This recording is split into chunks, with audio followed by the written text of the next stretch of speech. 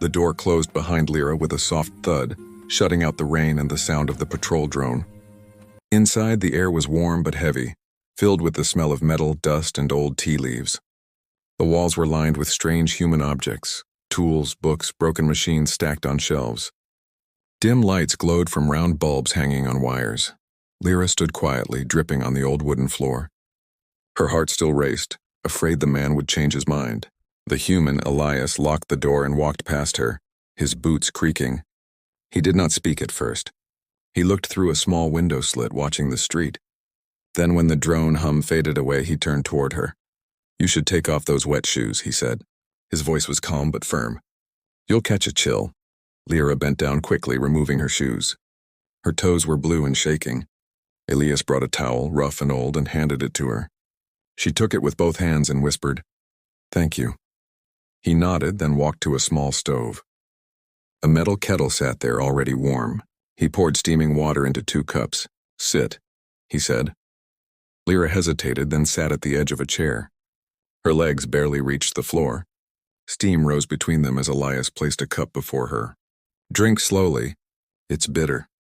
She sniffed the drink. It smelled earthy and strange. Still, she sipped, and warmth spread through her chest. Elias leaned back against the counter, studying her. "You said your mother is sick," he began. "How long?" 3 days, Lyra said quietly. She got the fever first. Then her skin turned pale. "She cannot stand now. The medicine can help her, but it needs a human hand." Elias's eyes narrowed. "A human hand," he repeated. "You're talking about the old biosympathy serum?" Lyra nodded eagerly. "Yes, that's what the old woman said. My mother worked near the labs before the war. She said the serum heals both species when touched by both." Elias rubbed the back of his neck. "That's ancient science, dangerous. They stopped making that for a reason." "She will die if I do nothing," Lyra said quickly. "Please, sir, just come once. Touch the vial. That's all." Elias looked down at the floor for a moment. His hand clenched. "You don't know what you're asking." "I do," she said softly, her small voice trembling. "I walked all night to ask it." He turned away, staring into the kettle's steam. "You don't know what happens when humans interfere. The city doesn't forgive it. If they see me helping you, both of us disappear." Lyra looked at him with wide eyes. "Why did you open the door then?" The question caught him off guard. His lips parted, but no words came. He sighed and sat across from her. "Because once someone opened a door for me," he said at last. "A long time ago. Before all this." Lyra tilted her head. "Who was it?" Elias gave a small, sad smile. "A girl, not human. She hid me when I was hunted. I never learned her name. She didn't live long enough to tell me." The room fell quiet. Only the soft hiss of rain against the windows filled the silence. Lyra's hands gripped the warm cup tighter. "Then please," she said, "help me the way she helped you."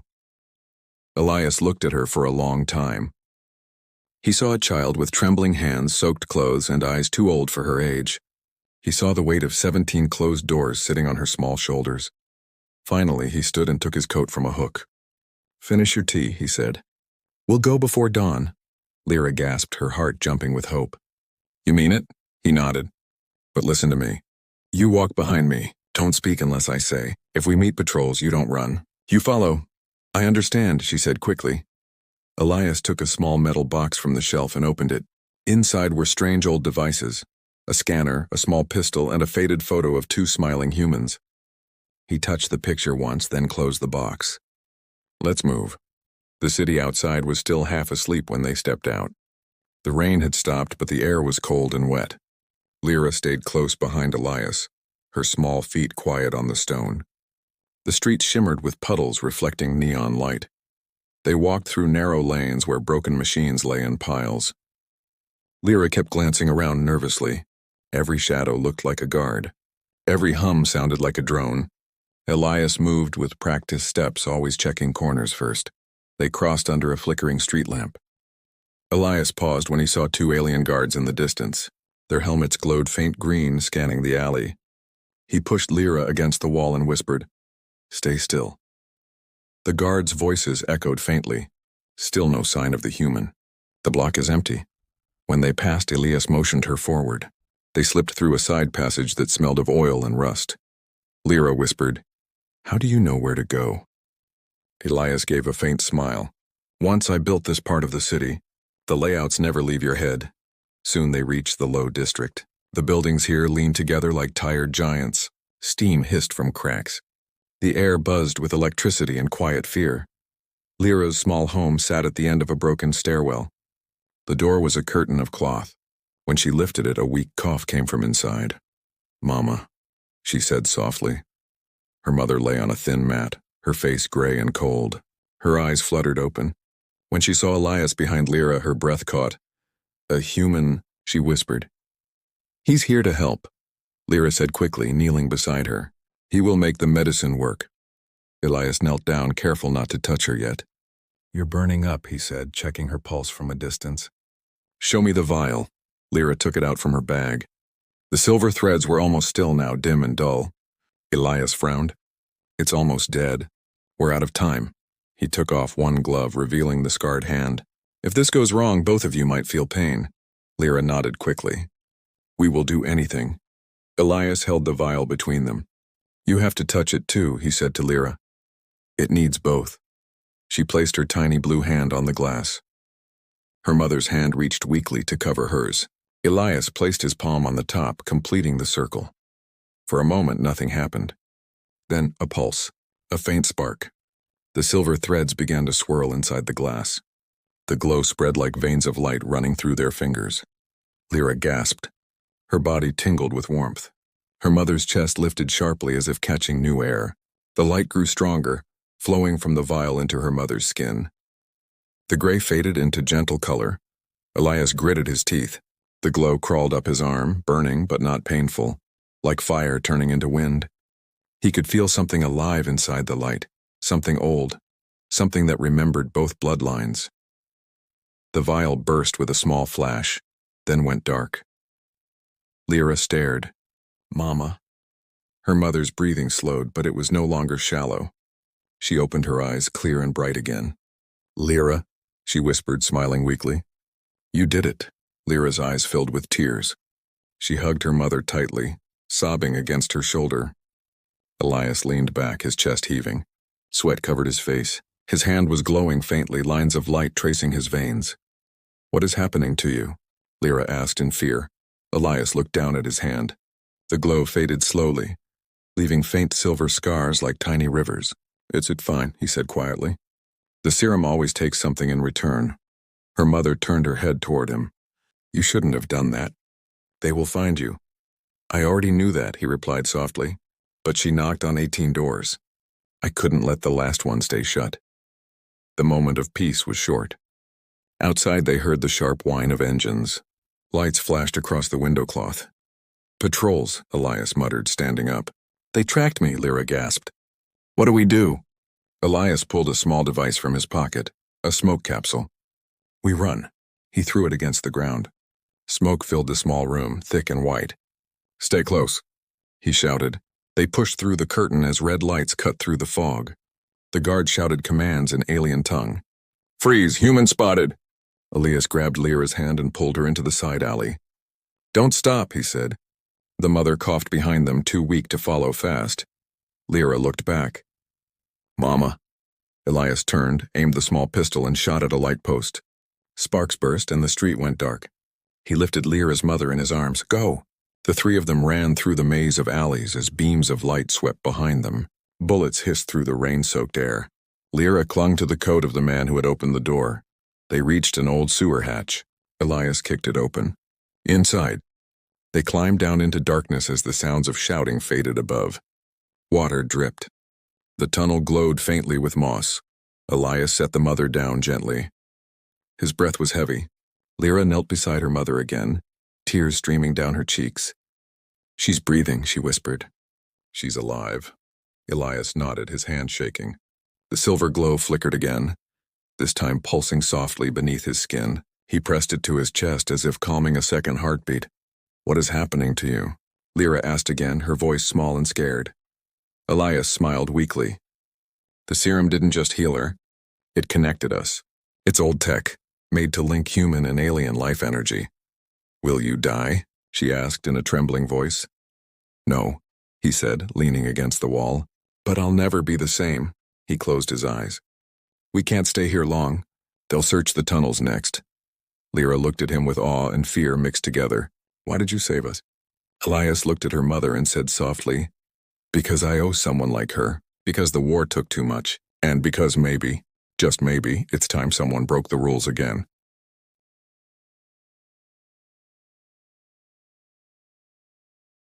The tunnel was silent except for the slow dripping of water. Faint blue light shimmered along the walls coming from Elias's hand. The glow pulsed like a quiet heartbeat, spreading warmth into the dark space. Lyra sat close to her mother, holding her hand tightly. Her mother's breathing was calm now, weak but steady. Elias sat a few steps away, his back against the stone wall, staring at his glowing palm. The silver marks that had appeared there now ran up to his wrist. They looked like living veins of light. He rubbed them with his other hand, but they didn't fade. Instead, they pulsed brighter. Lyra watched him, fear mixing with wonder. Does it hurt? She asked softly. Elias shook his head. Not like pain, more like a voice I can't hear, but it's there. He looked at her. It feels like the serum remembers something. Like it woke up? Lyra's mother, weak but alert, whispered, That's because it did. Elias turned toward her. You know what this is, don't you? She nodded slowly. Before the war, our scientists worked with humans. Together, they made the serum.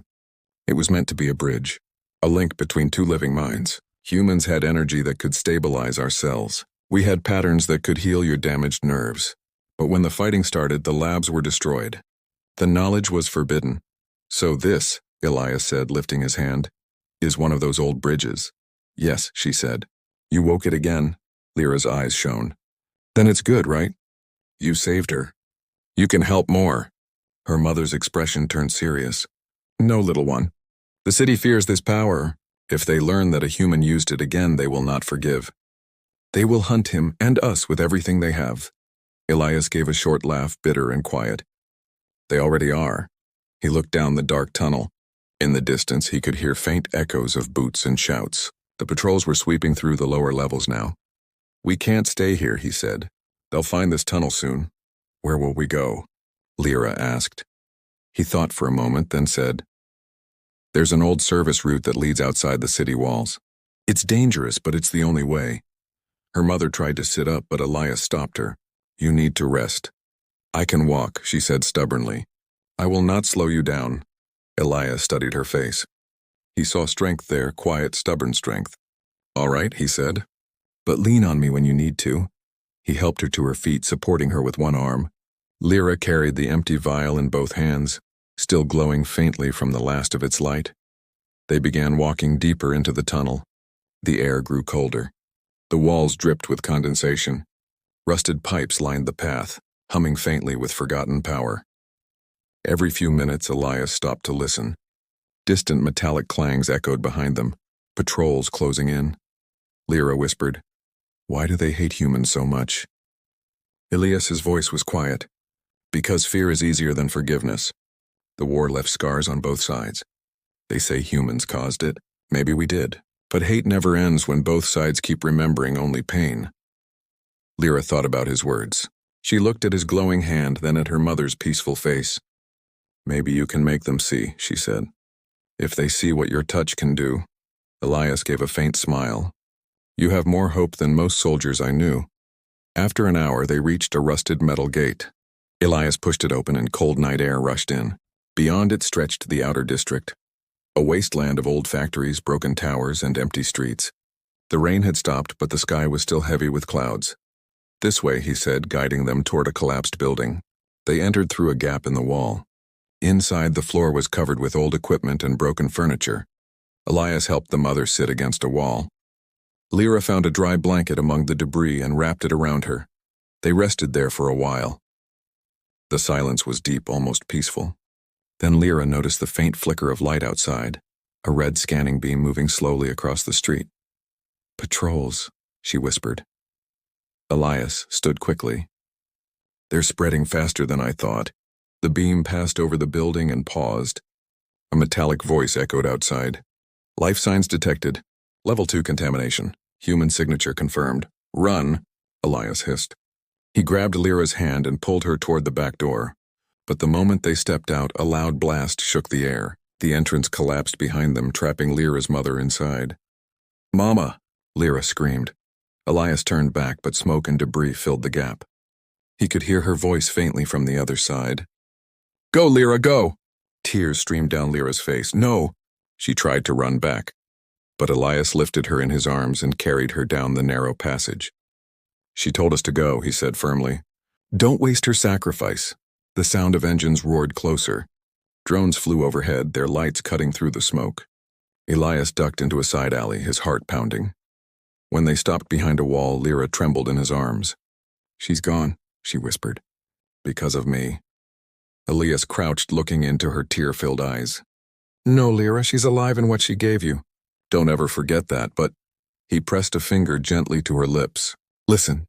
From far away, the wind carried a strange sound. A hum, soft, rhythmic, and familiar. The same hum that had come from the serum. Elias turned his head toward it. "That sound," he muttered. "It's not the serum. It's spreading. What do you mean?" He looked at his hand. The glow had grown stronger, brighter than before. The silver veins now climbed up to his shoulder. When we activated it, the serum connected us. But it didn't stop there. "It's moving through the city's air systems, through the old pipes, through the grid. You mean it's healing others?" Lyra asked, wide-eyed.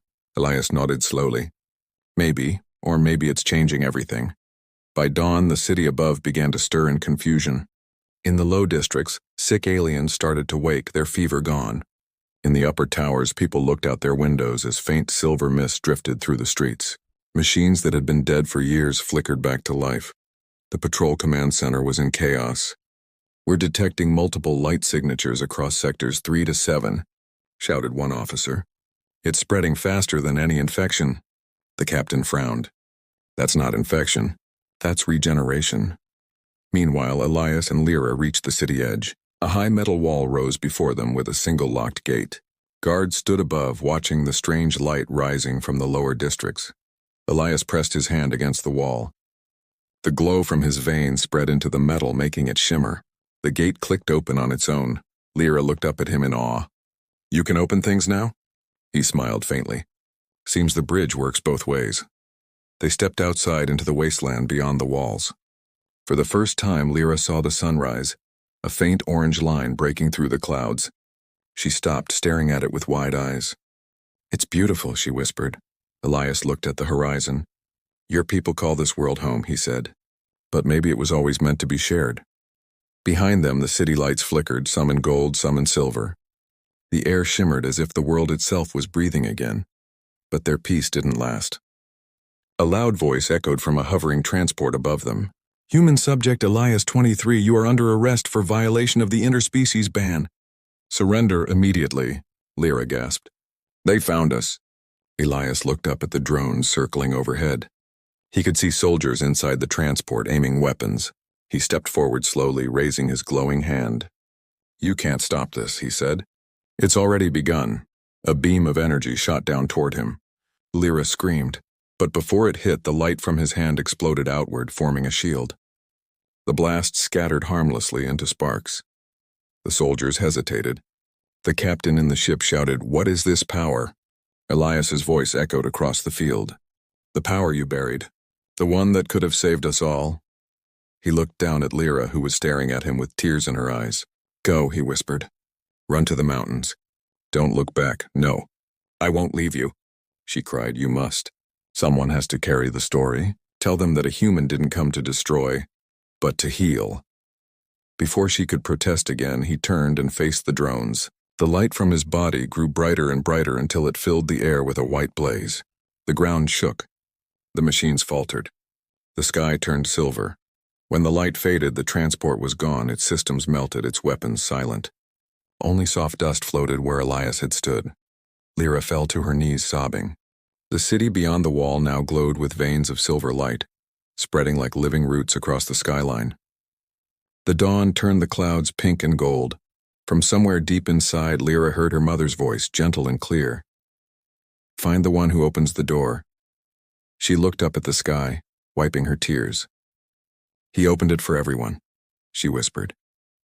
And then she walked toward the rising sun, clutching the empty vial in her hands. the last trace of the human who had changed their world.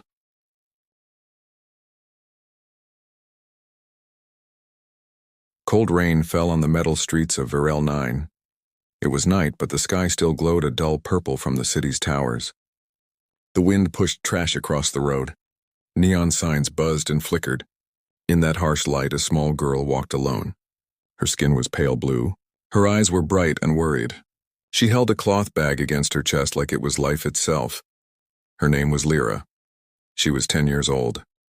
Inside the bag lay a small glass vial. It was clear with tiny threads of silver inside. It hums when she holds it. It is warm. It is the last hope for her mother. But the vial is not simple medicine. It needs a human touch to start. Everyone knows that. Everyone whispers about it. And humans are not welcome here. Lyra's feet were wet and numb. The rain had soaked through her thin shoes. The street sloped down toward the lower district, where pipes rattled and steam rose from vents. She had already knocked on 17 doors.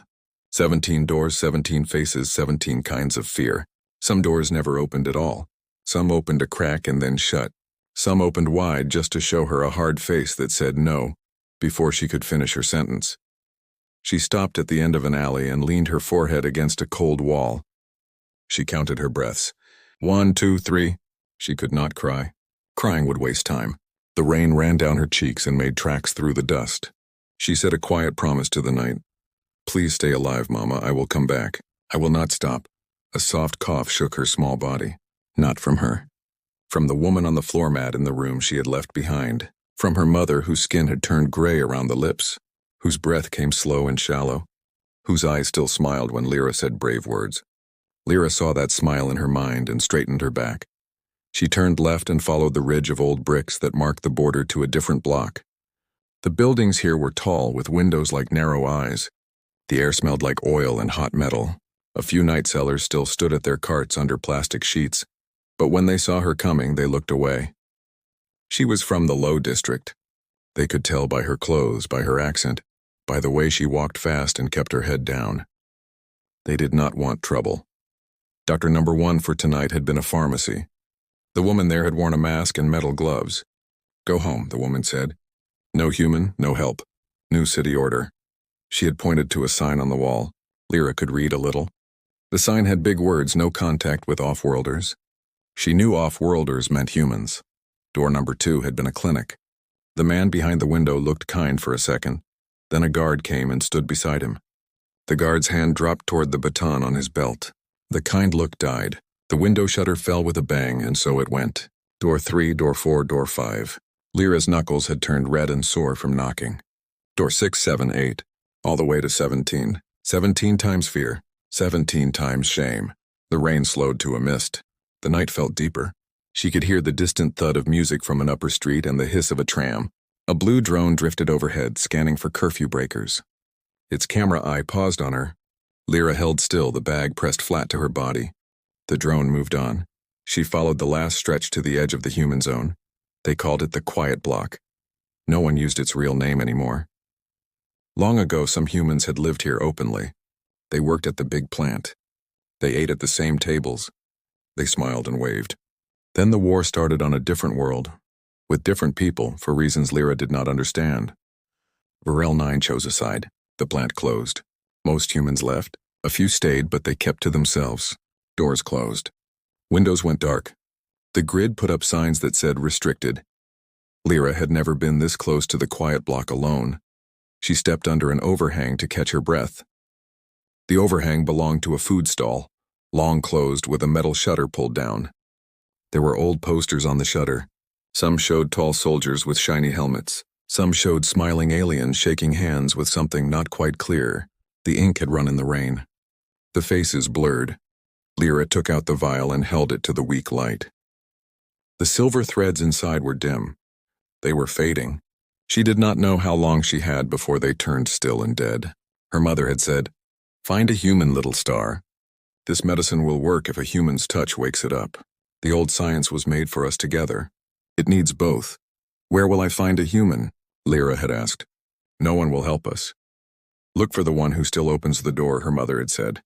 There is always one. Now Lyra was here. Door 18. Her heart beat a fast rhythm in her throat. She tucked the vial back in the bag, then wiped her hands on her skirt. She stepped out of the overhang and walked to the corner. The street bent and came to a low row of old dwellings. Their walls were made of stone, not metal. Their roofs were flat, with water tanks and thin antennas. Many windows were boarded. But one had a weak yellow light. Lyra took a few steps closer. The light came from behind a curtain. A shadow moved inside. She stopped. Her body told her to run back. Her heart said to go on. She moved forward again. She reached the door. It was not like the others. It was wood, not steel, with a metal plate where a bell used to be. The plate was scratched and dull. There was no camera, no buzzer, only a simple handle and an old keyhole. Lyra stood there a moment. She raised her hand and knocked. The sound was soft, thin. The rain and wind swallowed it. She waited. Nothing. She knocked again, harder. Her knuckles stung. She looked at the dark street, then back at the door. Footsteps moved on the other side. Her breath caught. She pressed her lips tight to stop her teeth from chattering. The handle clicked. The door opened a crack. She saw a strip of warm light. She saw a part of a face, a cheek with dark stubble, a line of a mouth, a human eye, brown, tired, alert. "What do you want?" the voice asked. It was low, careful. Lyra's mouth was dry. The words came slow. "Sir, please. My mother is sick. I need help. I need a human hand." The door did not open wider. The eye looked at her, then down the street, then back at her. "This is not a good place for you," the voice said. "Go home." "I cannot," Lyra said. "She will not live.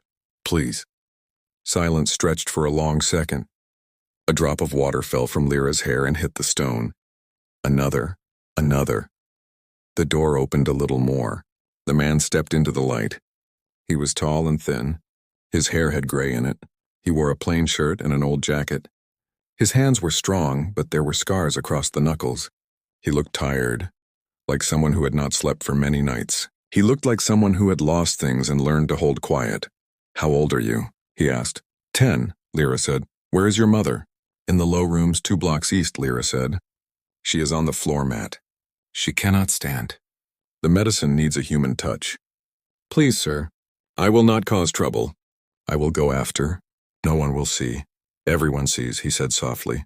He looked past her again. A drone hummed in the far distance. He rubbed his jaw in thought. Lyra took the vial from the bag and showed it to him.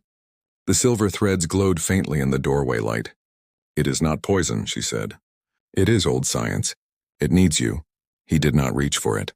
He did not lean closer. He only watched it, his face still and closed. "Where did you get that?" "From the clinic box," Lyra said. "They said it is nothing. They said throw it away." I did not believe them. I heard old women talk about it. They said once humans and our kind healed each other with touch. They said the light runs both ways. The man's mouth tightened. For a second, something like pain moved over his face.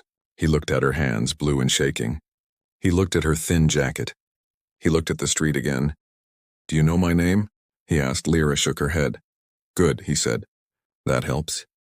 His eye went to the drone sound again and back. "Names travel. Names draw eyes," he paused. "But you can call me Elias." He stood quiet, thinking. The rain made a soft sheet around them. Lyra felt fear try to crawl up her throat. She swallowed it and waited.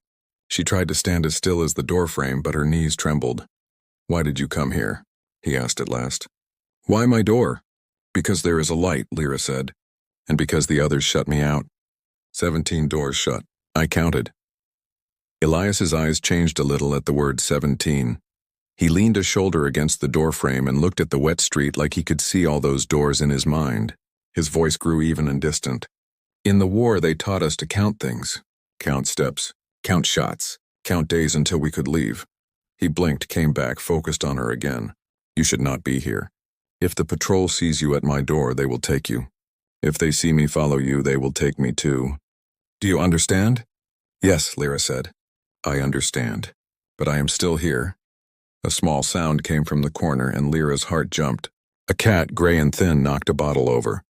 It rolled and clinked. Elias glanced toward the sound and then looked up at the roof, searching. He was measuring risk the way old soldiers do. Lyra could see it in the way his eyes moved, the way his shoulders stayed level. The vial in her hand gave a tiny pulse. It was so small she was not sure she felt it. But she took courage from it. Please, she said again, softer now. Not begging. Just saying the truth. My mother is kind. She sings. She gives bread to the small ones in the stairwell. She did nothing wrong. She only got sick. I cannot fix her alone.